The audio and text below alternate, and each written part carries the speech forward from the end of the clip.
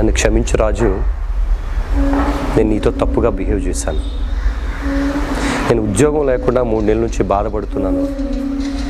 అటువంటి నాకు ఉద్యోగం దొరకడానికి నువ్వు సాయం చేసావు. నీలాంటి మంచి వ్యక్తిని నేను ఇబ్బంది పెట్టాను, నన్ను క్షమించు అని ఆ రాజుతో సూర్య అంటాడు.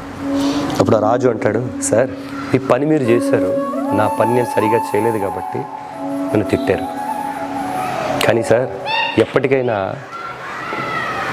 రేపు పొద్దున బయట ఎప్పుడైనా ఎదురైతే మనతో కలిసి వర్క్ చేసిన వర్కర్సే మనల్ని పలకరిస్తారు సార్.